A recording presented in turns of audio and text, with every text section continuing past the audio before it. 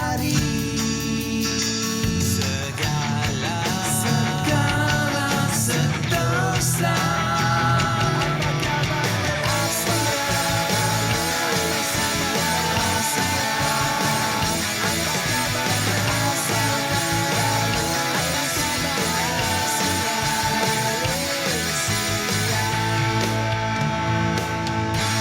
Ya, Assalamualaikum, selamat pagi. Bersua kembali di Apa Khabar Malaysia. Hari ini hari Rabu, kejap je 14 Februari 2024. Mungkin ada hari ataupun tarikh yang cukup istimewa pada hari ini. Apapun yang anda rancang, semoga segalanya dipermudahkan.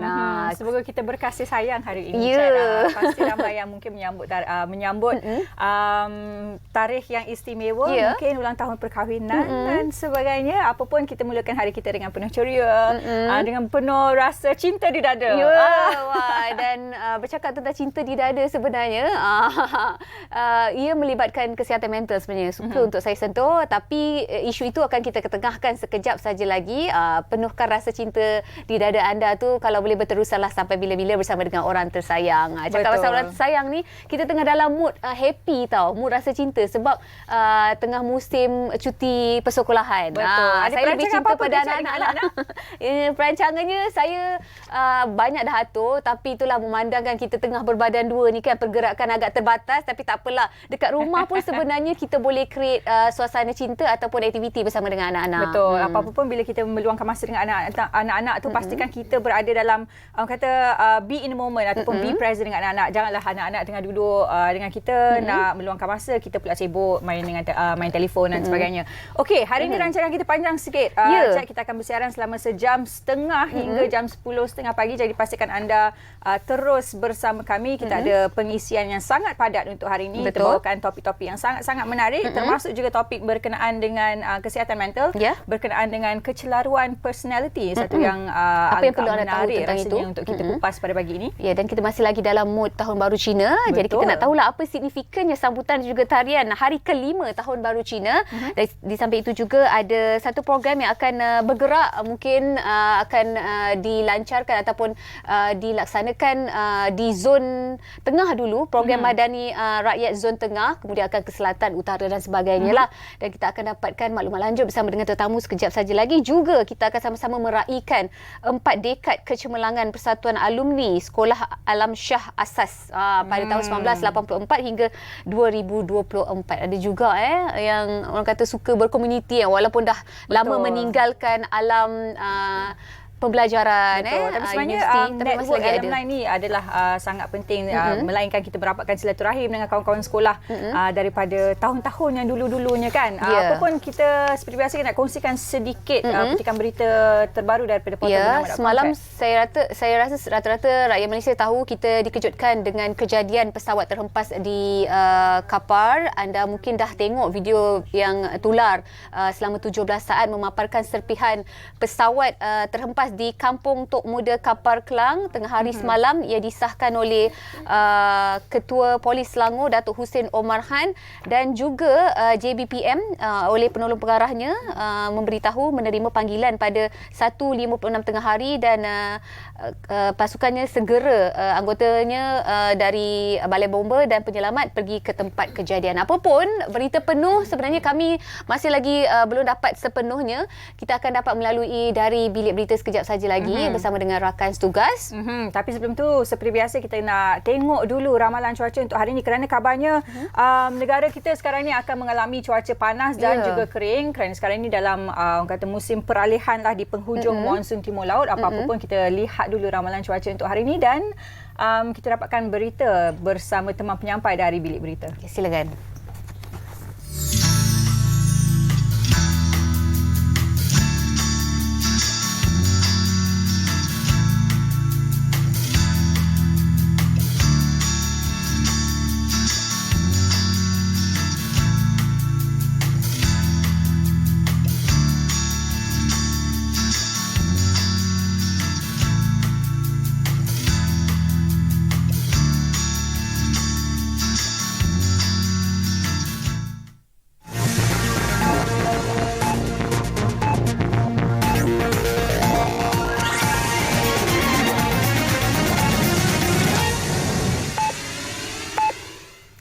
Assalamualaikum dan salam Malaysia Madani bersama saya Nurni Samsila Osman langsung dari Bilik Berita untuk waktu ini. Baik, kita teruskan dengan laporan utama berita.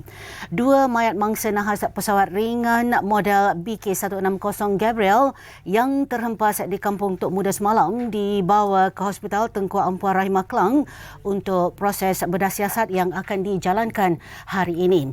Mangsa juruterbang Daniel Yi Siang Kun 30 dan Roshan Singh Raina 42 dibawa keluar secara berasingan menggunakan 2 truk polis kira-kira pukul 8.10 malam tadi. Terdahulu, Ketua Polis Selangor, Datuk Hussein Omar Han mengesahkan kedua-dua mangsa maut dalam kejadian yang berlaku itu. Beliau berkata kedua-dua mangsa dipercayai terbenam bersama bahagian kokpit pesawat sedalam lebih 2 meter di kawasan ladang kelapa sawit dalam kejadian yang dilaporkan pada 1.45 tengah hari tadi. Selain itu, pihak berkuasa penerbangan awam Malaysia mengesahkan sebuah pesawat ringan yang terhempas itu melibatkan 2 mangsa. Pesawat dikendalikan Air Adventure Flying Club itu berlepas dari lapangan terbang Sultan Abdul Aziz Shah Subang pada 1.28 tengah hari bagi penerbangan rekreasi. Dalam perkara itu, Jabatan Bomba dan Penyelamat Malaysia Selangor menggunakan kaedah menggali secara manual bagi mengeluarkan mayat mangsa nahas pesawat terhempas. Pengarah JBPM Selangor, Wan Muhammad Razali Wan Ismail berkata kerja-kerja mencari mangsa sebelumnya dibantu pasukan bomba sukarela, Polis Angkatan Pertahanan Awam APM, Rela, Majlis Bandaraya di Raja Klang dan penduduk sekitar. Menerusi satu kenyataan malam tadi, Wan Muhammad Razali berkata usaha pencarian dilakukan dengan menggunakan kaedah sweeping dalam jarak 800 meter daripada cebisan sayap pesawat sehingga ke bangkai utama yang dipercayai terjunam 45% ketika penerbangan. Bomba juga menggunakan kaedah penggalian secara manual dengan bantuan jentera berat berdasarkan cebisan-cebisan mayat yang ditemui di sekitar bangkai pesawat. Wan Muhammad Razali berkata kekuatan keanggotaan JBPM adalah seramai 15 pegawai kanan dan 23 pegawai bomba lain-lain pangkat. Sebuah angkatan khusus yang memberi tumpuan terhadap keselamatan cyber, ancaman digital secara elektromagnetik pertahanan akan ditubuhkan. Menteri Pertahanan Datuk Seri Muhammad Khalid Nordin berkata kajian menyeluruh mengenai penubuhan angkatan itu akan dilaksanakan susulan aktiviti penggodaman memberi impak besar kepada keselamatan dan pertahanan negara. Membahaskan keperluan satu angkatan khusus yang memberi tumpuan kepada ancaman bukan tradisional seperti keselamatan cyber, ancaman digital serta elektromagnetik pertahanan. Banyak negara dunia dan kuasa besar pertahanan kini sudah mula memberi perhatian serius kepada aspek ini secara lebih terbuka dan inovatif. Ketika berucap pada Majlis Pelancaran Kajian Separuh Penggal Kertas Putih Pertahanan di Wisma Perwira semalam, beliau berkata selain sistem pertahanan, ancaman itu mampu melumpuhkan aktiviti ekonomi, pentadbiran kerajaan, sistem perubatan dan pengangkutan dan lain-lain. Justru Angkatan Tentera Malaysia ATM juga perlu mengambil kira jenis-jenis peperangan yang akan berlaku seperti serangan keselamatan cyber dan terdapat keperluan untuk mengambil anggota-anggota tentera yang memiliki keupayaan menggodam. Untuk pasukan-pasukan Angkatan Tentera melakukan rekrutmen proses yang mensasarkan golongan seperti hackers atau penggodam sebagai sebahagian anggota pertahanan negara. Menurutnya, pendekatan ini telah digunakan Angkatan Pertahanan Negara Jiran sebagai persiapan menghadapi ancaman cyber. Baik, dan itu sekian daripada saya Nurni Samsila Osman langsung dari Bilik Berita untuk waktu ini. Dengan itu salam hormat, salam Malaysia Madani. Assalamualaikum.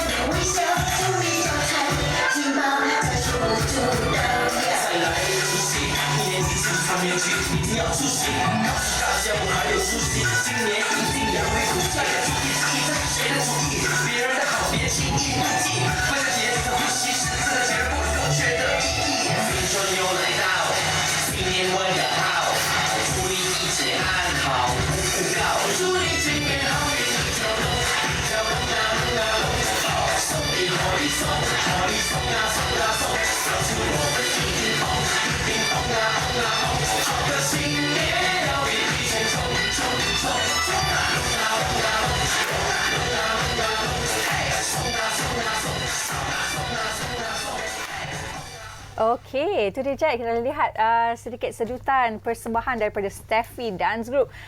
Dan macam Cik sebutkanlah tadi, sebenarnya kemeriahan sambutan Tahun Baru Cina itu masih lagi terasa. Sehinggalah, kalau tak silap dalam masa seminggu dua ni lah, tiap-tiap malam kita masih lagi dengar bunyi-bunyi mercun tengah-tengah malam tu kan Cik. Itu dia tadi kita dapat saksikan sedikit sedutan tarian yang agak istimewa dan juga moden lah. Kalau kita tengok tarian biasanya kalau sambutan Tahun Baru Cina kita tengok dia punya tradisi tariannya lain sikit kan. Mungkin ada elemen ataupun gabungan. Tarian singa ataupun lain tarian dan naga. Itu adalah tarian yang agak moden dan contemporary.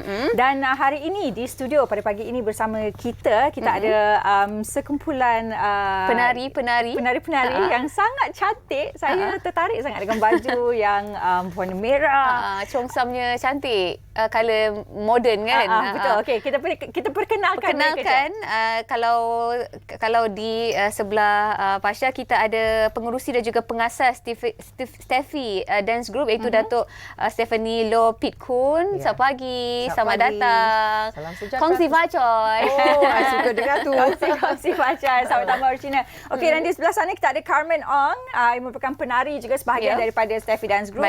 Kita ada Chloe Ang dan juga Nisha Chow. Okey, selamat pagi dan selamat datang ke studio Apa Khabar Malaysia pada pagi ni. Okey, kita nak mulakan kita punya kita nak borak-borak pasal sambutan Tahun Baru Cina. Kita nak juga berborak sedikit sebanyak tentang Steffi Dance Group tu sendiri. Okey, sebelum kita tanya tentang kumpulan tarian ni, kita nak tanya macam mana sambutan Tahun Baru Cina, Datuk?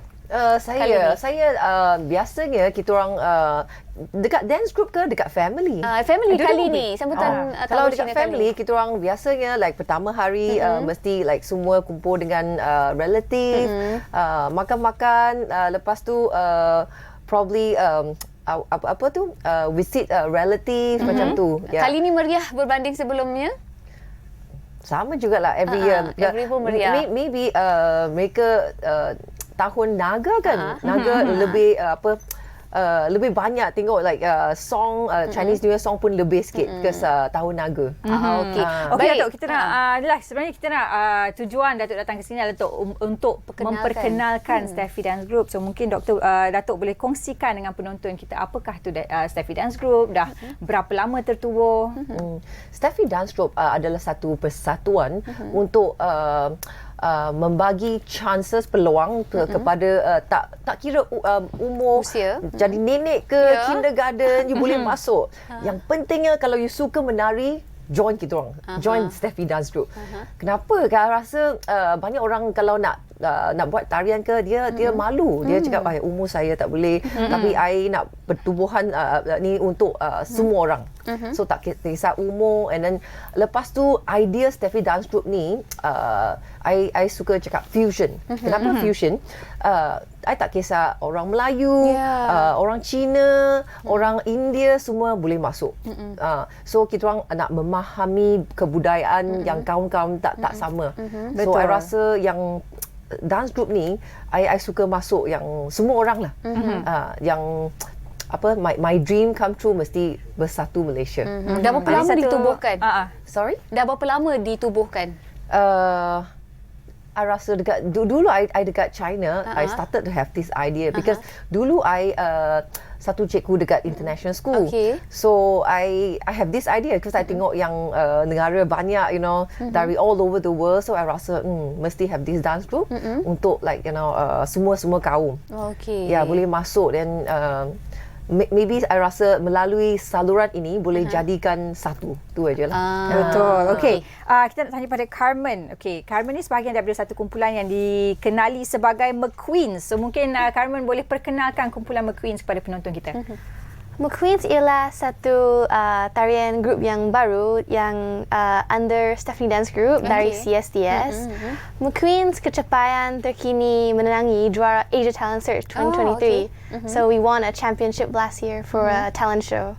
Berapa lama kumpulan McQueens ni sudah 1 tahun macam tu. Okey, ahli kumpulan berapa ramai dalam McQueens? Ada 8 orang. Okey. Okey, Datuk, berbalik pada Steffi Dance Group ni, Datuk memang kalau kita tengok seorang pengasas memanglah tahu dan suka menari. Dari bila dan start dari bila sebenarnya Datuk start menari, dan adakah masih lagi menjadi tenaga pengajar kepada McQueen? Saya ni orang ni tak boleh duduk diam-diam. Setiap minit I suka gerak, I suka muzik juga. So memang suka menari. So sejak umur 5 saya of course saya in the kindergarten, yang tarian tu bukan profesional tapi suka like minat dekat pentas. So sampai primary, sekolah rendah I join kebudayaan. Cina. Tu yang okey lah, professional sikit. Dan sampai 3-4 tahun saya masuk, I mendaftar sendiri ballet dance studio. So lepas tu I pun suka sangat because mak pak tak bagi. Mereka cakap yang ni untuk budak yang nakal baru suka menari. Tapi I tak pedulilah. I insist. So but luckily pemeriksaan yang result tu bagus. So mereka cakap okay lah, distinction every year. Okay lah, kalau you nak lanjutkan tak apa.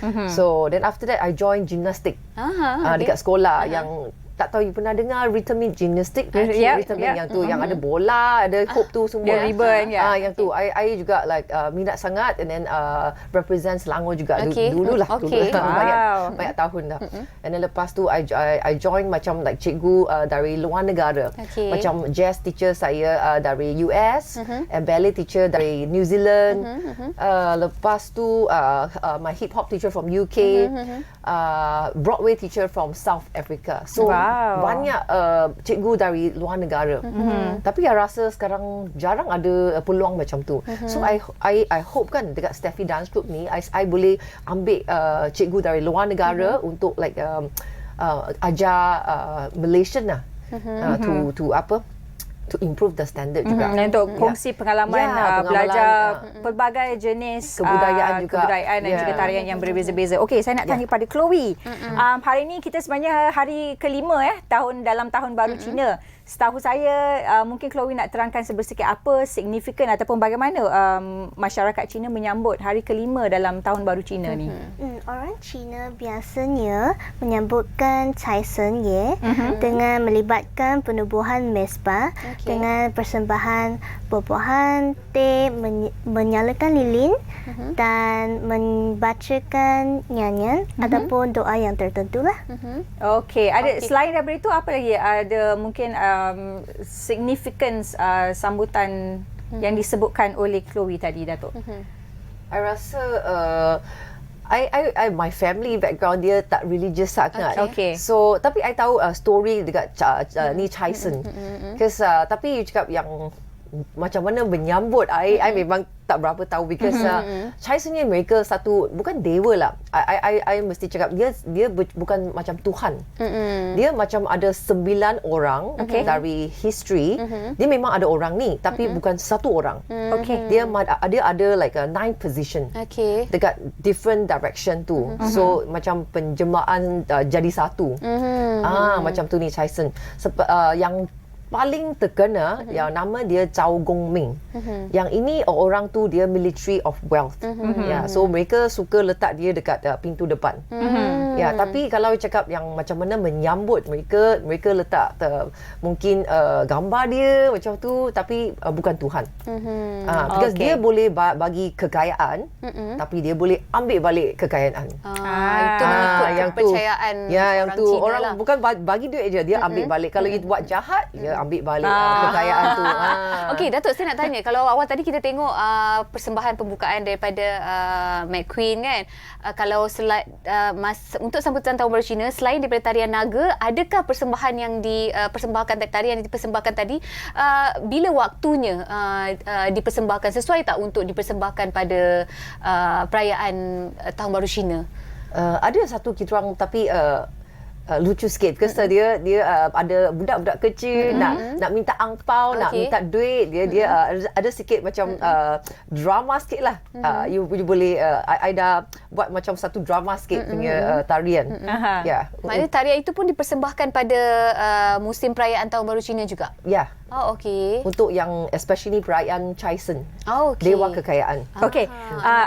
Sebut pasal Dewa Kekayaan ni ataupun nama dia Chai Sen Ye. Okey. Saya nak tanya pada Nisha. Sempena Tahun Baru Cina ni, mungkin apakah yang Nisha sendiri faham tentang kegembiraan dan juga kekayaan yang dibawa oleh Dewa Kekayaan ataupun Chai Sen Ye, tak tahu saya sebut betul ke tak ni kan. Chai Sen Ye menurut kepercayaan orang Cina. Chai Sen Ye berasal daripada Hokkien. Okey. Chai Sen Ye ialah dewa yang menguasai kekayaan, harta dan rezeki kepada masyarakat Cina. Okey. So dengan significance dia dengan hari kelima ni macam mana? Mungkin Datuk boleh terangkan sikit. Yang because birthday dia hari kelahiran dia on the 5th day of Chinese New Year. Maknanya tarian ini akan dipersembahkan pada hari kelima kelima saja. Because dia punya tarikh kelahiran. Okey, setakat ni bagaimana Datuk sambutan daripada orang ramai, respon bila menonton tarian ataupun persembahan daripada McQueen, tarian yang ialah jarang sebenarnya. Saya pertama kali tonton, biasanya kita tengok kalau Tahun Baru Cina kita akan tengok tarian naga saja, tapi kita tak tahu sebenarnya, tak diberi pendedahan tentang adanya tarian seperti itu tadi. I rasa modern sekarang, zaman sekarang, mereka prefer bukan fusion lah, cakap fusion. Chinese New Year punya elemen dalam, tapi tradition dan modern digabungkan. Modern mixture macam tu. Lebih menarik. And then kita orang ada buat performance dekat pavilion. I rasa semua orang terkejut. Kenapa? Tapi dia step macam modern, macam K-pop. Tapi kenapa baju Chinese New Year juga. So I rasa macam tu lebih menarik kalau banding very tradisi tu. I suka mix with K-pop, C-pop, apa pop pun boleh lah. Because my idea, I suka fusion. So kita orang boleh accept no matter you K-pop ke, sekarang ada banyak T-pop ke, C-pop, J-pop yang semua tu. I rasa fusion ni mixture of all akan menarik lah penonton-penonton yang zaman sekarang. Jadi kalau kita tengok kumpulan tarian McQueen tu sendiri terdiri daripada anak-anak muda. Untuk Datuk sendiri macam mana Datuk menerusi Steffi Dance Group ni menarik minat anak-anak muda untuk lebih mengenali kebudayaan tarian Cina, tapi pada masa yang sama juga menjadikan tarian ini bukan saja sebagai satu hobi tapi mungkin sebagai satu kerjaya di masa hadapan. Betul. That's why I nak set up macam banyak peluang untuk bersembahan dekat mall ke, dekat kalau like macam tu interview ke, boleh yang pentas yang tak sama. So mereka boleh jadi cikgu in the future, and then kita orang nak mengembangkan studio yang tak sama dekat tempat lain-lain, dekat semua negeri seluruhan Malaysia macam tu. I hope boleh kita orang naikkan sampai tahap antarabangsa. So boleh juga jadi satu ambassador untuk Malaysia, mengenalkan Steffi Dance Group, of course Malaysian punya kebudayaan juga di mata dunia. Sedikit lagi maklumat lanjut untuk dapatkan tentang Steffi Dance Group ni dekat mana? Sorry? Maklumat lanjut, info dia dekat mana? Kalau kita nak, kalau ada mungkin penonton di luar sana berminat untuk join Steffi Dance Group, kita orang ada social media dekat Instagram. Kita orang ada YouTube channel, kita orang ada Facebook juga. So kita boleh search for Steffi Dance Group. Baik. Ada link yang sana tu. Kita dah pun sampai di hujung-hujung perbualan kita pada hari ini. Apa pun sekali lagi kongsi Facoy Sini Kuala. Terima kasih Datuk Carmen, Chloe dan juga Nisha kerana berkongsi maklumat. Hari ini kita belajar satu benda yang baru mengenai Dewa Kekayaan. Menurut tarian kepercayaan masyarakat Cina. Okey, kita nak berhenti berehat sekejap ya, Chat. Ya, kembali selepas ini, jangan ke mana-mana.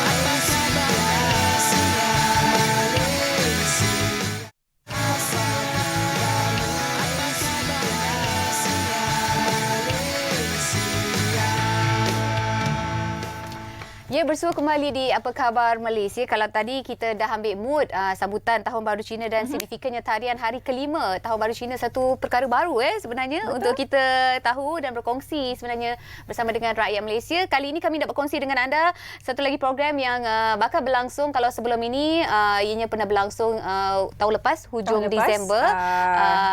Ini tahun lepas tu program setahun bersama Kerajaan Madani. Jadi kesinambungan daripada program yang diadakan tahun lepas itu akan diadakan program Madani Rakyat. Kawasan Zon Tengah. Dan tentunya hari ini bercakap mengenai program Madani Rakyat Zon Tengah ini, kita bersama dengan Encik Zuri Hanmi Zakaria selaku Ketua Penolong Setiausaha Kanan Bahagian Industri Makanan dan Asas Tani, Kementerian Pertanian dan juga Keterjaminan Makanan. Selamat pagi. Selamat datang Tuan. Terima kasih atas jemputan. Ya, terima kasih atas kesudian meluangkan masa. Mungkin kita boleh recap baliklah tentang secara ringkasnya program Madani Rakyat PMR ni. Okey, sebagaimana yang dimaklumkan tadi, program Madani Rakyat yang akan dianjurkan pada 23 hingga 25 hari bulan bertempat di Kompleks Sukan Kuala Selangor ini adalah merupakan kesinambungan daripada program setahun bersama Kerajaan Madani yang dianjurkan pada bulan Disember yang lepas. Sebagaimana yang sedia maklum dalam ucapan penutup oleh Yang Amat Berhormat Perdana Menteri, beliau telah memaklumkan bahawa melihat kepada sambutan yang sangat luar biasa di Bukit Jalil. Jadi untuk tahun 2024 program direncana baru atas nama program Madani Rakyat yang akan menjelajah ke 6 zon. Kita bermula di zon tengah di Kompleks Sukan Kuala Selangor pada 23 hingga 25 Februari yang akan datang. Kita nak tahu juga bagaimana PMR ni akan dilaksanakan. Jadi macam Encik Zuri sebut tadi, akan diadakan di 6 zon seluruh Malaysia. Bagi gambaran sikit pelaksanaannya bagaimana? Okey, berbeza dengan pendekatan pelaksanaan di Bukit Jalil yang dianjurkan sepenuhnya oleh PACU, Unit Penyelarasan Lonjakan Prestasi Pejabat Perdana Menteri, bagi penyelarasan di peringkat pelaksanaan zon di bawah nama program Madani Rakyat ini akan dianjurkan PACU akan menjadi owner kepada program dan pelaksanaan akan melibatkan kerjasama strategik antara kerajaan negeri yang berkenaan ataupun kerajaan negeri tuan rumah dan juga kementerian sebagai kementerian peneraju. Dalam konteks di Kuala Selangor, Kementerian Pertanian dan juga Keterjaminan Makanan telah dilantik sebagai kementerian peneraju bersama dengan kerajaan negeri Selangor. Jadi kedua-dua entiti ini, kerajaan negeri Selangor dan juga Kementerian Pertanian, kita bekerja sama rapat bagi menjayakan program yang akan dilaksanakan pada 10 hari yang akan datang. Okey.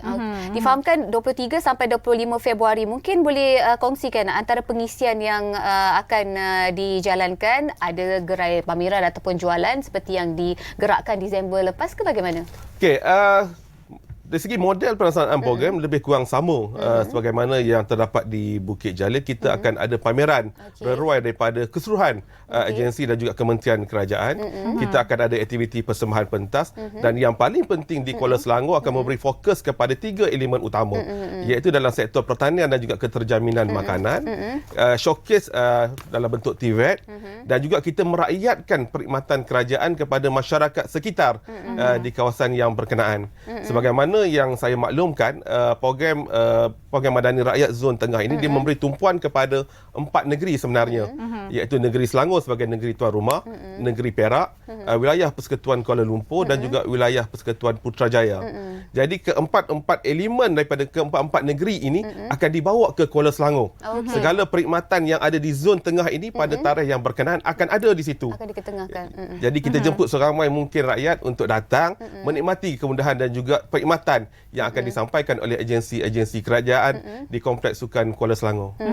Melihat pada inilah kita kalau kita lihat pada program Setahun Bersama Kerajaan Madani, melihat kepada sambutan program tersebut yang diadakan bulan 12 yang lepas, mungkin boleh terangkan sedikit apa kepentingan untuk diadakan program Madani Rakyat dan mungkin apakah antara manfaat yang boleh diterima oleh rakyat daripada program ini? Okey, antara kepentingan program ini sebagaimana yang telah saya maklumkan tadi, yang pertamanya kita akan merakyatkan perkhidmatan. Maknanya segala perkhidmatan yang mungkin selama hari ini berada di pejabat dan sebagainya, rakyat boleh menikmati kemudahan itu di on-site. Maknanya segala persoalan, pertanyaan, kemusykilan daripada rakyat akan dijawab oleh petugas-petugas yang akan berada di lokasi pada tarikh 23 hingga 25 hari bulan. Yang keduanya, kalau kita melihat program ini juga untuk mewawarkan secara lebih dekat kepada rakyat tentang agenda-agenda kerajaan, polisi-polisi kerajaan khususnya di bawah kerajaan Madani. Jadi kita akan menyampaikan dengan lebih jelas kepada rakyat hala tuju yang akan dibawa oleh kerajaan sepanjang tahun 2024 ini especially. Okey, agaknya berapa banyak reruai yang akan dibuka dan antara agensi-agensi kerajaan yang terlibat sama dalam program PMR ni? Okey, kita ada lebih kurang 30 reruai. Antara reruai yang akan ada, reruai daripada Kerajaan Negeri Selangor itu sendiri, reruai daripada Kerajaan Negeri Perak, reruai daripada Jabatan Wilayah Persekutuan, selain daripada reruai daripada kementerian-kementerian yang lain. Bagi kita di peringkat Kementerian Pertanian dan juga Keterjaminan Makanan, kita set up satu pavilion khusus kepada rakyat yang ada lebih daripada 10 segmen program dalam itu, yang mana terbuka kepada rakyat untuk mendapatkan khidmat nasihat secara terus daripada petugas-petugas kita. Kita ada elemen-elemen yang berkaitan dengan padi, teknologi padi, aquaculture, kita ada tentang vertical farming dan sebagainya. Dan untuk tarikkan kepada kanak-kanak dan sebagainya, kita akan bawa petting zoo juga ke Kuala Selangor nanti. Mini zoo lah. Selain pada kanak-kanak, fokus juga kepada masyarakat. Kita akan ada jualan agromadani, yang mana jualan itu paling kurang 30% lebih murah daripada harga pasaran. Jadi rakyat boleh dapatkan, masyarakat yang hadir boleh dapatkan di tapak jualan agromadani yang akan berada di Kompleks Sukan Kuala Selangor nanti. Okey, Encik Zuri, selain daripada inilah reruai-reruai yang akan diadakan oleh pihak-pihak ataupun agensi-agensi kerajaan. Selain daripada agensi kerajaan tu, ada tak apa-apa lagi pihak swasta mungkin yang terlibat? Dan selain daripada itu, selain daripada target pengunjung-pengunjung consumer, mungkin macam Encik Zuri sebutkan tadi, ada pameran teknologi padi dan sebagainya. Adakah ingin juga menarik pengunjung yang dari sektor ataupun menjalankan keusahawanan dari sektor pertanian, peladangan dan sebagainya? Okey, di bawah segmen yang diatur gerak oleh Kementerian Pertanian dan Keterjaminan Makanan, selain daripada elemen yang saya katakan tadi, jualan agromadani, kita ada agrovet, kita juga akan ada satu pavilion berkaitan dengan agrochef. Di bawah pavilion agrochef ini akan ada lebih 26 usahawan berasaskan industri asas tani yang akan kita bawa ke Kuala Selangor untuk memasarkan produk mereka kepada masyarakat setempat, selain daripada meneroka pasaran-pasaran baru. Dan rakan-rakan daripada kementerian-kementerian yang lain juga akan bawa usahawan di bawah bimbingan mereka untuk memasarkan produk, di samping meneroka pasaran-pasaran baru yang boleh kita teroka di 4 negeri yang terlibat dalam program Madani Rakyat ini. Okey, mungkin boleh Encik Zuri tambah, selain daripada kemudahan lain yang diberikan kepada pengunjung yang datang, mungkin servis ataupun perkhidmatan kerajaan yang mereka tak pernah dapat ataupun tak boleh perlu berkunjung ke pejabat, tak perlu lagi kena datang turun padang untuk dapatkan perkhidmatan yang disediakan oleh kerajaan. Okey, yang saya dimaklumkan, antara perkhidmatan rakan-rakan daripada kementerian dan juga jabatan yang lain yang akan dibawa ke Kuala Selangor, kita akan ada kaunter diskaun saman trafik. Dan sebagaimana di Bukit Jalil, kita melihat kepada sambutan hebat di Bukit Jalil, akan ada kaunter daripada rakan JPJ untuk tukar helmet dan sebagainya. Akan dibawa ke Kuala Selangor daripada kaunter-kaunter perkhidmatan, kaunter-kaunter untuk semakkan bantuan rahmah dan sebagainya, turut akan dibuka di Kuala Selangor nanti. Jadi kalau saya nak nyatakan satu persatu perkhidmatan yang nak dibawa tu memang terlalu banyak. Kita lebih daripada 138 perkhidmatan yang akan dibawa dan akan berada di Kuala Selangor sepanjang tempoh program. Pendek kata, apa yang dicari akan ada di Kuala Selangor. Perkhidmatan kesihatan pun ada jugalah, cek kesihatan secara percuma. Kena datang tu. Pemeriksaan kesihatan dan sebagainya akan dibawa oleh rakan daripada Kementerian Kesihatan Malaysia. Okey, kita nak tanya juga, program Madani Rakyat ni akan kick off di zon tengah ni lah. Kenapa memilih Kuala Selangor sebagai lokasi pertama program Madani Rakyat? Okey, kalau kita melihat kepada dari segi geografinya, Kuala Selangor ini dia berbalik semula kepada peranan Kementerian Pertanian. Kita take grup petani dan sebagainya, dan masyarakat komuniti pertanian itu kalau di zon tengah ini banyak berada di Kuala Selangor, Sekincan, Tanjung Karang, Sabak Benam dan juga Sungai Besar. Jadi kita bawa perkhidmatan yang lebih dekat kepada mereka. Selain daripada program yang pernah berlaku di Bukit Jalil, kali ini kita turun outreach kepada komuniti setempat di mana target dan juga sasaran kita berada. Selepas daripada Kuala Selangor ini, program Madani Rakyat akan diteruskan di Pulau Pinang, di Pahang, di Johor, sebelum kita lanjut ke Sabah dan juga Sarawak. Adakah juga untuk menggalakkan orang ramai di luar sana untuk berkunjung ke Kuala Selangor? Ya, sudah tentu. Selain daripada program kita ni ada serampan bermata-mata. Selain daripada kita mempromosikan perkhidmatan kerajaan dan sebagainya, kita nak bawa orang KL pergi ke Kuala Selangor, kita nak bawa orang Perak datang ke Kuala Selangor, menikmati apa yang ada di Kuala Selangor nanti. Mana lagi kalau bukan tempat sendiri kan? Ada ikan bakar dan sebagainya di Kuala Selangor. Tapi kita kena percaya tahu, orang Kuala Lumpur ada yang tak pernah lagi jejakkan kaki ke Selangor. Ini salah satu caranya untuk menarik minat anda lah untuk berkunjung. Banyak tarikan sebenarnya dekat Kuala Selangor ataupun negeri Selangor itu sendiri. Baik, kita tahu ianya berlangsung pada 23 sampai 25. Memang tengah mood ataupun musim cuti sekolah sekarang ni. Nasihat daripada Encik Zuri kepada pengunjung-pengunjung yang akan datang menyerbu PMR ni nanti. Nasihat saya, sebagaimana program-program yang lain, kita nasihatkan pengunjung untuk datang awal, cari tempat parking yang selesa. Walaupun kemudahan parking kita akan sediakan, kemudahan tram kita akan sediakan untuk bawa pengunjung ke lokasi program. Yang paling penting, nasihat saya, bawa duit yang secukupnya. Kerana ada berbagai jualan yang akan berada di program Madani Rakyat. Dengan harga promosi. Dengan harga promosi. Cukup murah. Jualan rahmah pastinya ada antara salah satu inilah kalau tak target. beli di jualan Agro Madani nanti menyesal. Dari segi parking bagaimana? Adakah mencukupi untuk menampung mereka yang datang nak menyerbu ni? Bukan sahaja daripada, saya percaya bukan orang Selangor je, orang luar ni yang memandang ni akan datang juga. InsyaAllah mencukupi. Kita bersama dengan Kerajaan Negeri Selangor berusaha keras untuk mengenalpasti beberapa tempat lokasi untuk dijadikan kawasan parkir, bukan hanya di sekitar Kompleks Sukan Kuala Selangor. Di beberapa lokasi di sekitar bandar Kuala Selangor itu sendiri akan dijadikan sebagai lokasi parking, dan kita akan ada transit bus yang akan bawa pengunjung-pengunjung ke tempat program. Ada tak bas perantara mungkinlah kalau yang tidak mempunyai kenderaan sendiri, adalah kemudahan bas perantara untuk membawa. Okey. Baik. Itu dia. Kita pun dah sampai hujung-hujung ni, mungkin sedikit lagi. Habis. Banyak lagi nak disampaikan ni. Macam mana nak mengajak? Kalau banyak, okey, silakan. Apa yang nak disampaikan kepada pengunjung-pengunjung tentang program Madani Rakyat ini yang akan diadakan tidak lama lagi?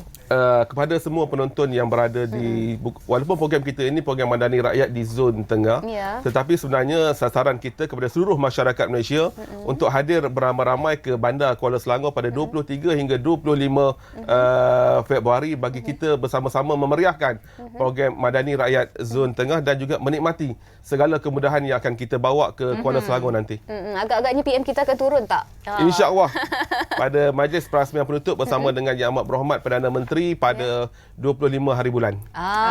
Inilah masanya. Betul. Manalah tahu kita dapat bersalaman dengan PM kan, dan pastinya banyak aktiviti-aktiviti dan juga persembahan-persembahan mungkin yang akan diadakan di program Madani Rakyat 23 hingga 25 Februari ini di Kompleks Sukan Kuala Selangor. Apa-apa pun kita nak ucapkan terima kasih kepada Encik Zuri sudi meluangkan masa bersama kami di Apa Khabar Malaysia pada pagi ini, berkongsi sedikit mengenai PMR yang pertama akan diadakan di kawasan Zon Tengah. Pada 23 hingga 25 Februari ini. Okey, apa pun sekali lagi kita nak berhenti rehat seketika. Jangan ke mana-mana, kembali di Apa Khabar Malaysia. Terima kasih.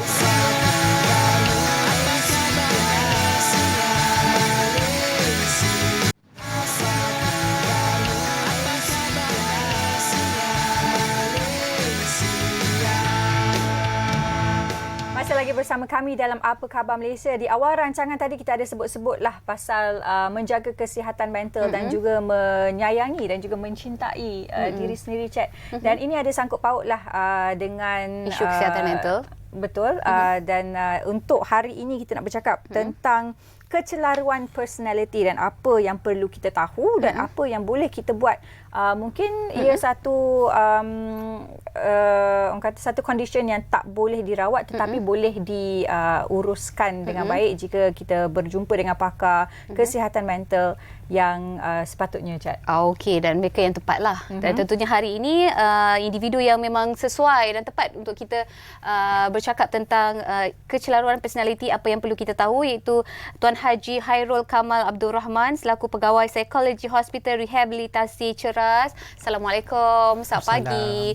Satu isu kesihatan mental yang suka sangat kita kongsikan pada hari ini. Mungkin ada di antara anda yang rasakan pernah bertemu dengan seseorang yang mempunyai cara berfikirannya berbeza, kan, berbanding dengan kebanyakan orang. Tapi kita tak boleh nak melabelkan terus dia mempunyai kecelaruan personality, dan dia kenalah mungkin memenuhi lah kriteria untuk melabelkan dia sebagai mempunyai ataupun masalah kecelaruan personality itu. Mungkin Tuan Haji boleh jelaskan secara terperinci apakah itu kecelaruan personality. Okey. Terima kasih. Bismillahirrahmanirrahim. Assalamualaikum warahmatullahi wabarakatuh. Okey, kalau kita bila sebut dia personality, this is something related tentang diri kita lah. Dan personality ni adalah satu perkara yang sungguh besar. Dan kalau kita tengok, dia biasanya ada pada seseorang tu daripada lahir sampailah dia dewasa dan sebagainya. Dan ada banyaklah kalau kita lihat ada orang yang mengalami pelbagai kecelaruan dan sebagainya. Ada yang kata okey, pagi lain, petang lain. Sedang bercakap lain, tapi bila berinteraksi lain. Tapi pada pagi ni kita boleh fokuslah bila sebut tentang kecelaruan personality, dia satu tajuk yang agak besar lah. Hari ini kita akan fokus tentang DID lah, kita panggil Dissociative Identity Disorder. Kalau kita tengok disassociative atau disassociation tu sebenarnya dia normal. Satu perkara yang normal, sebab kalau kita sebut isu kesihatan mental, kita tak boleh nak put up some labeling. Ini dah tak betul, ni tidak bagus dan sebagainya. individu biasa umum akan mudah lupa. Ini dianggap sebagai disassociative. Lupa hari ni hari apa itu quite common. Tetapi kalau dia terlalu teruk, dia dah jadi disorder. Sebab tu kalau kita tengok daripada segi spektrum tu, sejauh mana dia boleh mempengaruhi seseorang itu, maka itu akan dianggap sebagai disorder. Dan disorder ni memang memerlukan rawatan lah. Kalau dulu, kalau kita tengok sebenarnya bila melihat daripada perspektif DID ni, kita akan menggunakan DSM-5 TR lah, ataupun ICD-10. Tetapi dulu dipanggil sebagai multiple personality disorder. Mungkin ramai yang cakap dia bertopeng dengan perangai dan sebagainya. Tapi kalau kita lihat bila sebut tentang disassociative ni, kadang-kadang dia boleh jadi agak kronik kalau dia ada selective amnesia, lupa. Ada sesuatu pengalaman yang dia trauma lah, trauma. Dan biasanya ini boleh diidentifikan dengan seseorang yang dia mengalami pengalaman yang kurang menyenangkan lah. Mungkin waktu kecil dan trauma ni sungguh menyakitkan. Sebab tu kita kena banyak lakukan talkative therapy. Kita kena bertanya, kita bercakap dan sebagainya. Cuba ramai individu bila dia berhadapan dengan isu, dia tunggu kata ini dah ada masalah. Okey, kita akan bercakap dengan lebih lanjut berkaitan dengan kecelaruan personality ni, tapi kita nak dapatkan sedikit maklumat dan juga informasi terkini. Kawan kita ataupun rakan tugas dah pun berada di lapangan di Jakarta bersama dengan Hilman untuk perkembangan terkini pemilu. Silakan Hilman. Syed dan juga Pasha, apa khabar Malaysia? Tentunya hari ini hari penting buat 205 juta orang penduduk Indonesia yang akan mengundi bagi pengundian pemilihan Presiden 2024. Dan pagi ini saya berada di tempat yang paling penting untuk hari ini, iaitu pengundian bagi Presiden Jokowi dan juga Ibu Iriana di belakang saya di Lembaga Administrasi Negara ataupun LAN terletak di Jakarta Pusat. Dan di sini Bapak Presiden Jokowi baru sahaja masuk tadi, Pasar dan juga Chat, disertai dengan isterinya Ibu Iriana untuk mengundi di dalam sana. Mengapa saya berbuat lintas langsung di luar di sini? Kerana ada kekangan telekomunikasi bagi di dalam sana. Berikutan di tempat Presiden tentunya ada jammer, halangan komunikasi untuk kami melakukan lintas langsung. Jadi saya bergerak keluar di hadapan Lembaga Administrasi Negara ini untuk melakukan lintas langsung ini. Baik, apa yang saya kongsikan hari ini, 205 juta penduduk Indonesia yang terpilih ataupun berdaftar dengan Suruhanjaya Pilihan Raya mereka ataupun Komisi Pemilihan Umum KPU untuk mengundi bagi pemilihan 4 kategori, iaitu Presiden, Naib Presiden, juga Dewan Perwakilan Rakyat, Dewan Perwakilan Daerah Rakyat dan juga Dewan Perwakilan bagi Provinsi. Jadi empat perkara ataupun 4 individu yang mereka perlu mengundi untuk menentukan siapa bagi pentadbiran 5 tahun yang akan datang untuk Republik Indonesia. Dan untuk pengetahuan anda, penonton AKM, di Indonesia hari ini sebanyak lebih 800,000 pusat mengundi seluruh Indonesia akan dibuka dari jam 7 pagi sehinggalah jam 1 tengah hari. Waktu mengundi mereka agak sedikit berbanding negara kita di Malaysia, 8 sehingga 5 petang. Di sini 8 jam 7 pagi sehingga pukul 1 tengah hari. Dan kemudian insya-Allah pengundian awal akan dikira sekitar jam 3 petang ke atas sehinggalah insya-Allah jam 5 kemungkinan akan diumumkan antara angka-angka awal bagi quick count ataupun di sini istilahnya pengundian pantas cepat dikira untuk menentukan siapakah calon yang mendahului untuk pilihan raya kali ini. Dan untuk pengetahuan juga Chat dan Pasha, sistem pengundian Indonesia sedikit berbeza kerana di sini 3 calon yang bertanding, iaitu 01 calon Anies Baswedan bagi Presiden dan juga digandingkan dengan calon Naib Presiden iaitu Muhaimin. Calon 02 Prabowo digandingkan dengan calon Naib Presiden iaitu anak sulung kepada Jokowi, iaitu Gibran Rakabuming, dan juga calon 03 Ganjar bagi Presiden digandingkan dengan calon bagi Naib Presiden iaitu Mahfuz MD. Dan berdasarkan survey ataupun kajian penyelidikan yang dibuat sebelum pemilu ini, sebelum hari ini, hari pengundian, calon 02 mendahului sebanyak 53%. Bermaksud sokongan yang diterima berdasarkan kajian oleh lebih kurang 10, kira-kira 10 lembaga survey di Indonesia. Namun itu belum menentukan adakah calon 02 akan memenangi pemilihan presiden kali ini, kerana sistem di sini mana-mana calon perlu mendapat sekurang-kurangnya 50% jumlah undi ataupun lebih 50% campur 51% jumlah undi untuk memastikan tiadanya pusingan kedua. Kerana jika tiada calon yang mendapat lebih pada 50%, bermaksud pemilihan presiden 2024 ini akan dilakukan untuk pusingan kedua melibatkan 2 calon saja.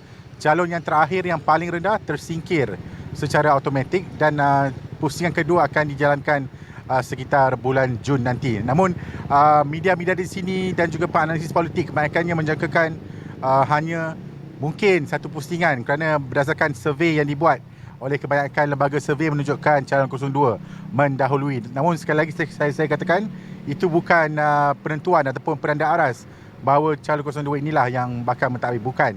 Ia akan ditentukan petang nanti jam 5 insyaAllah. Kita akan tahu siapakah yang mendahului, boleh atau tidak mendapat 50% ke atas sekaligus menjadikan hanya satu pusingan, atau tiada mana-mana calon mendapat 50% ke atas, memastikan adanya pusingan kedua untuk pemilihan presiden Indonesia bagi tahun ini.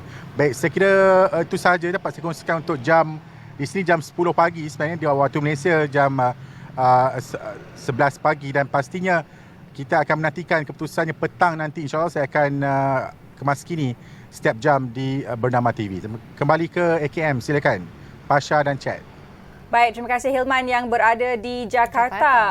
Chat buat pengetahuan semua, 11 hari bulan Februari pemilih di Malaysia telah pun melakukan pemilihan di WTC Kuala Lumpur, dan sebenarnya menarik kerana jumlah pemilih luar negara di Malaysia adalah jumlah yang terbesar. Kalau di Kuala Lumpur sahaja seramai 222,000 orang. Selain daripada itu ada juga pusat-pusat pemilihan di Johor Bahru, Pulau Pinang, KK, Tawau dan Kuching. Jadi kita nantikan perkembangannya jam petang nanti seperti yang Hilman sebutkan tadi. Okey, Cik, kita sambung kita punya perbincangan mengenai dissociative identity disorder. Ya, mungkin Tuan Haji boleh kembangkan lagi lah antara jenis-jenis DID ni yang mungkin kita tak tahu.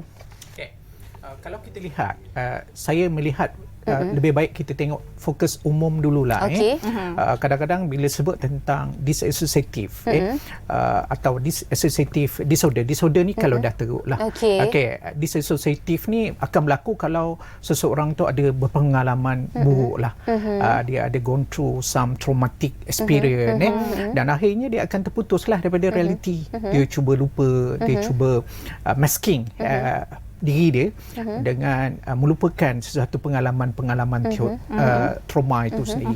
Contoh waktu kecil dia mungkin pernah dipukul dan sebagainya. Kalau dia ada hubungan yang tidak baik dengan rakan sekerja dan sebagainya, dia tidak akan pick up any good informatif daripada individu tu. Itu dianggap sebagai disassociative lah. Tapi yang teruk sekali apabila dia ada amnesia lokal ataupun amnesia spesifik dan sebagainya. Yang lokal tu biasalah kita lupa tarikh, lupa significant date dan sebagainya. Mungkin akibat daripada cabaran pekerjaan dan sebagainya, ini dianggap sebagai normal. Tetapi kalau dia berlaku repetitif, walaupun dah diingat dan sebagainya, mungkin ada sebab lah. Jadi kita kena explore lah kenapa ini berlaku dan sebagainya. Ataupun ada juga yang agak lebih ekstrim lagi, kalau dia derealization, mungkin dia akan pamerkan tingkah laku yang akan masking ataupun menopengkan personality dia. Contohnya jika dia mengalami pengalaman yang kurang menyenangkan, dia akan develop panic attack, panic disorder kan. Ini adalah mungkin diakibatkan daripada bad experience yang dia pernah alami. Jadi ini akan menyebabkan seseorang tu terputus daripada realiti. Yang paling teruk sekali ialah kalau tiba-tiba dia berlaku traumatic experience, develop, saya tak kata hysterical, tapi mungkin akan develop frantic behaviour, tingkah laku yang menakutkan dan sebagainya.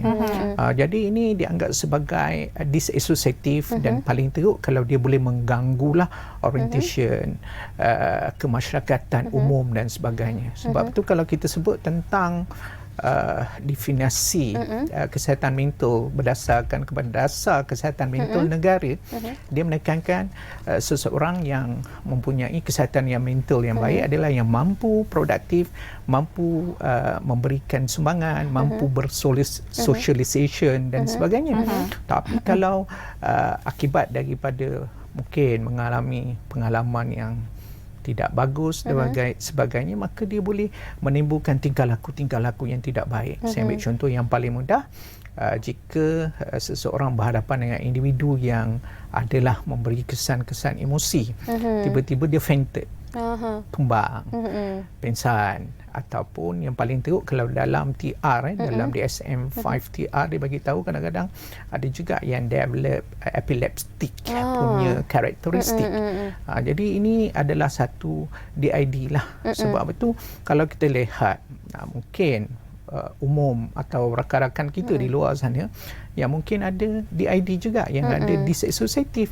Bila sebut satu perkara tiba-tiba dia tidak bersetuju dan sebagainya. Dan kalau kita lihat daripada ciri-ciri dia, pertama saya sebut tentang amnesia tadilah, lupa selektif, lokal dan sebagainya. Yang kedua dia akan derealization. Yang ketiga depersonalization lah. Contohnya dia akan develop lah karakter-karakter yang kurang baik, hingga kadang-kadang jika tidak dikawal dia juga boleh meningkatkan tingkah laku self-harm. Maknanya itu antara ciri-ciri lah untuk kita kena pasti individu itu mempunyai kecelaruan personality. Tapi kita orang biasa sukar untuk melabelkan. Kalau nak tahu mungkin jadi, memang kena berjumpa dengan seorang pakar lah untuk diagnose dissociative identity disorders ni. Saya nak tanya banja pada Tuan Hairul, mungkin boleh terangkan ataupun jelaskan perbezaan ataupun adakah multiple personality disorders ni di bawah ataupun sebahagian dissociative identity disorder ataupun berbeza sama sekali? Okey, untuk makluman, bila sebut tentang multiple personality disorder, dia adalah dipanggil definition mengikut kitab lama. Okey. Alright. Ada masking personality dan sebagainya, tetapi sekarang ni kita melihat daripada segi approach yang baru, sama ada melihat daripada DSM-5 dan sebagainya, tetapi memang adalah similarity dalam keadaan-keadaan tertentu dan sebagainya. Dan biasanya ini berdasarkan kepada time loss yang individu tu alami. Saya ambil contoh yang paling mudah, apabila seseorang itu berhadapan dengan isu, maka dia akan delay masa dengan develop pelbagai personality. Tetapi yang menjadi masalahnya, bagaimana kalau kita duduk semumbung dengan individu yang ada multiple personality. Ini kadang-kadang boleh menyukarkan kita. Sebab itu jangan takut. Sebab tu saya katakan tadi, kita tidak boleh terus label you ada very bad personality dan sebagainya. Yang menjadi masalah, ramai umum di luar sana dahlah nak jumpa pakar pun sukar, tetapi buat self diagnosis. Dia mulalah cari Google, whatever it is lah. Dan ini adalah sesuatu perkara yang tidak baik sebenarnya. Saya ambil contoh yang paling mudah. Ramai pelajar-pelajar dia berhadapan dengan cabaran belajar.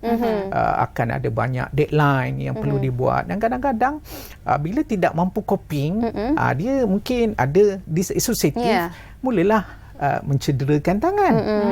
Dia ada barcode dan sebagainya. Maksudnya dia terputus daripada realiti. Sedangkan pengalaman dia cabaran belajar, dan biasanya kita kena normalizekan lah. Betul lah, belajar ni memang perlu masa dan sebagainya.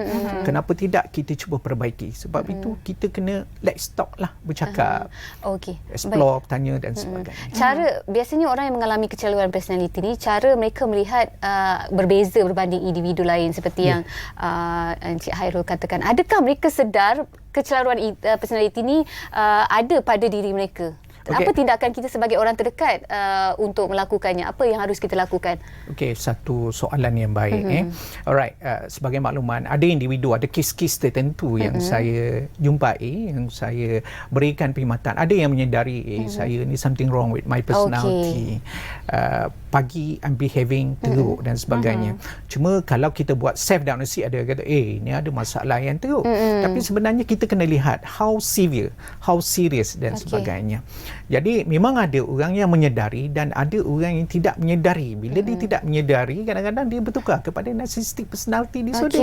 Mungkin dia akan ada social narcissistic dan sebagainya. Dia mengambil kuasa dengan menggunakan kuasa yang ada dan sebagainya. Ini yang agak teruk lah. Jadi bukan teruk lah, ini agak memerlukan rawatan. Jadi saya mencadangkan jika perlu kita rasakan personality kita, karakter kita memberikan kesan kepada perhubungan yang lain, kepada orang lain dan sebagainya, eloklah dapatkan rawatan. Sebab itu kami di Kementerian Kesihatan Malaysia memang menyediakan perkhidmatan yang boleh dicapai atau yang boleh di-approach anytime. Kita ada klinik yang ada 134 kalau tak silap saya, ada pegawai psikologi, ada counselors, kita ada pakar kesihatan awam, kita ada pakar perubatan keluarga, kita ada pakar psikiatris dan sebagainya. Jadi jumpalah mereka yang bertauliah ini daripada membuat self-diagnosis atau yang paling teruk sekali mungkin berjumpa dengan traditional healing, bomo dan sebagainya. Ini akan lebih membahayakan. Untuk makluman ni, masalah ni memang boleh dirawat. Tapi memerlukan masa dan memerlukan iltizam. Saya ambil contoh yang paling mudah. Personality dibentuk daripada lahir hingga seseorang tu dewasa dan ini memerlukan satu jangka masa yang lama. Dan bayangkan kalau dalam satu terapi, dua terapi tiba-tiba boleh pulih. Ini akan menyukarkan. Tapi kalau kita tengok ada banyak lagi lah karakter-karakter yang lain bila sebut tentang tajuk ni, kadang-kadang ada self mutilation berlaku, kadang-kadang ada orang bila dia takut sangat disosiatif, dia akan develop ketakutan keterlampauan, fobia dan sebagainya. Kadang-kadang mood dia juga boleh berubah. Ataupun ada juga dalam hubungan rumah tangga dia boleh berlaku sexual dysfunction dan sebagainya. Ingat pengalaman yang lama dalam di-develop dalam mimpi dan sebagainya. Jadi sebenarnya dissociative identity disorder apa-apalah isu kesihatan mental ni adalah satu yang perlu diambil serius dan kalau boleh sila dapatkan rawatan daripada pakar di klinik-klinik kesihatan yang berada di berdekatan dengan anda. Jangan malu. Jangan risau. Masih ada jalan dan juga kaedah untuk merawat masalah yang anda hadapi. Baik, terima kasih banyak-banyak kepada tetamu kita Tuan Haji Hairul Kamal Abdul Rahman selaku pegawai psikologi Hospital Rehabilitasi Ceras atas perkongsian cukup berguna hari ini. Dan insya-Allah kita jumpa di lain kesempatan. Sekali lagi, apa khabar Malaysia nak berhenti rehat seketika. Jangan ke mana-mana, kembali bersama kami. Strok adalah serangan otak dan terjadi apabila bekalan darah ke otak terganggu. Ini boleh berlaku disebabkan oleh sumbatan pada pembuluh darah atau pendarahan di otak. Gejala strok termasuk kesukaran bercakap, kelemahan atau kebasan di wajah atau badan dan masalah koordinasi. Pengesanan dan rawatan awal sangat penting untuk mengurangkan impak strok. Salah satu rawatan alternatif yang boleh dibuat adalah rawatan akupuntur. Jadi macam mana acupuncture boleh membantu untuk pesakit stroke? Satu ialah dia akan improvekan motor function. Motor function tu dalam brain kita, dia ada macam stimulatekan saraf, di mana dia akan bagi neurotransmitter. Otak tu ialah become neurotransmitter, diberi signal untuk mereka untuk function. Sebab bila dah stroke, mereka punya pergerakan jadi stiff. The spasticity dia macam dah keras. Bila stroke juga, sebabkan tak ada pergerakan, mereka punya muscle dia started macam kurang muscle, dia jadi kecut. Tangan punya muscle, kaki, peha punya muscle semua jadi kecut. Jadi bila kecut, sebab dia tak ada signal, jadi coordination tu sudah terganggu. Jadi ini yang kita buat acupuncture, especially untuk stroke dekat kepala, kita cucuk ke kepala dan limbs yang lain untuk memberi stimulation dan signal ke organ-organ tertentu untuk buat pergerakan. Jarum nipis dalam rawatan ini digunakan untuk merangsang titik-titik tertentu di badan manusia. Tujuan utamanya adalah untuk mengimbangi aliran tenaga chi dalam tubuh bagi mengatasi masalah kesihatan dan meningkatkan kesejahteraan. Mari kita mendengar sendiri pengalaman dan kesan yang dirasai bekas pesakit stroke selepas menerima rawatan akupuntur di sini. So selama 3 bulan tu tak habis pun. Sebulan setengah saya dah boleh balik jalan. Saya memang terkejut.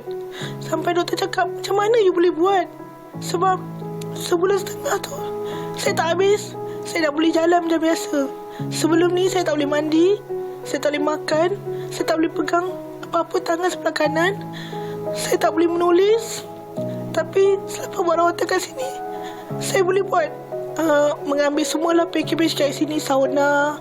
Lepas tu dia punya bekam, dia punya akupuncture tu memang yang utamalah.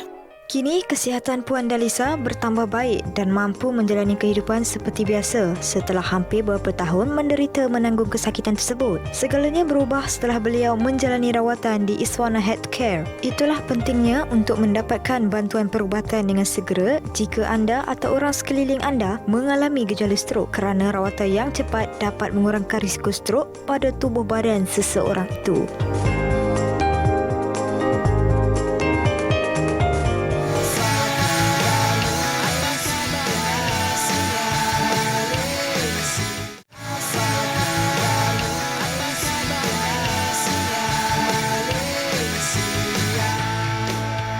Bersua kembali di Apa Khabar Malaysia. Seperti yang kami katakan di awal tadi, kita nak meraihkan sama-sama 4 dekad kecemerlangan Persatuan Alumni Sekolah Alam Shah Asas pada tahun awal 1984, tahun kelahiran. Tahun kelahiran hingga 2024. Lama juga sudah pun ditubuhkan. Jadi sedikit sebanyak perkongsian ini, apa pengisiannya, bagaimana susun atur acaranya akan diadakan. Kita berkesempatan pagi ini bersama dengan tetamu kita, iaitu Insinyur Tuan Ghazali Bujang selaku Presiden Persatuan Alumni Sekolah Alam Shah. Selamat datang, selamat pagi. Selamat pagi. Dan di hujung sana kita ada Encik Aiman Muslim Muhammad Zulkifli selaku Setiausaha Kerja Majlis Makan Malam Tahunan Asas 2024. Terima kasih atas kesudian meluangkan masa. Ya, Pasha, silakan.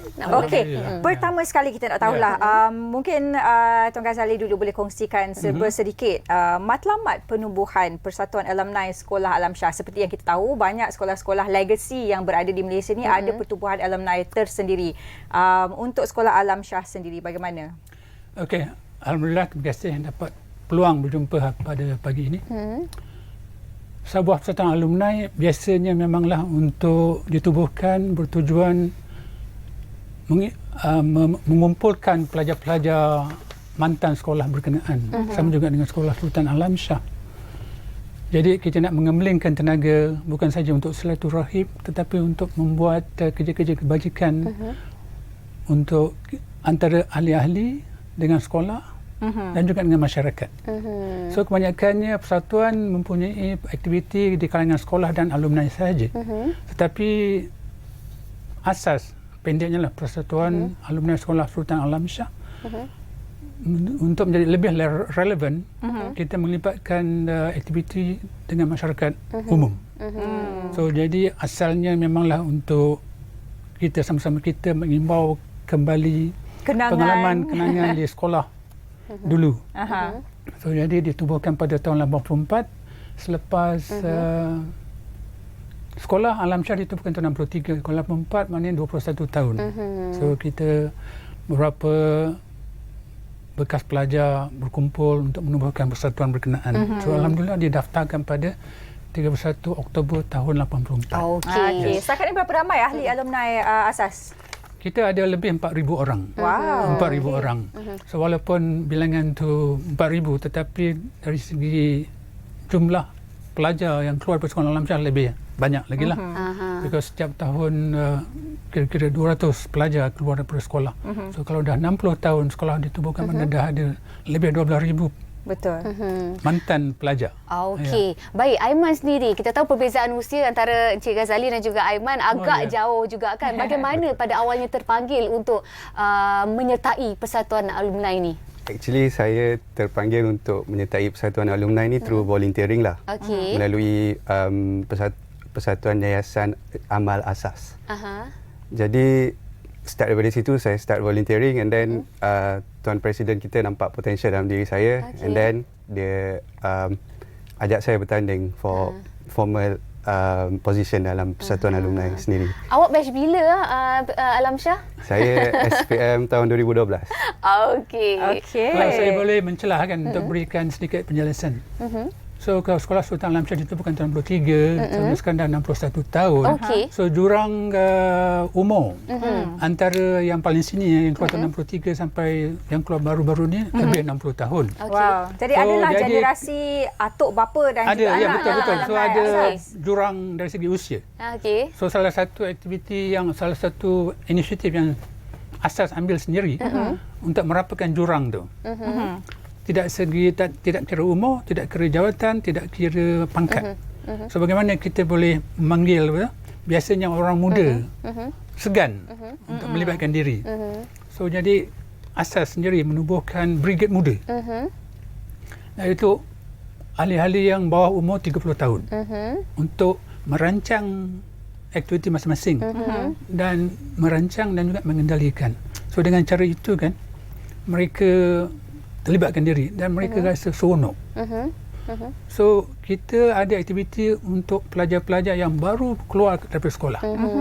So kita adakan contohnya kan, mereka lepas keluar SPM akan memikirkan di mana nak belajar, di mana dapat beasiswa.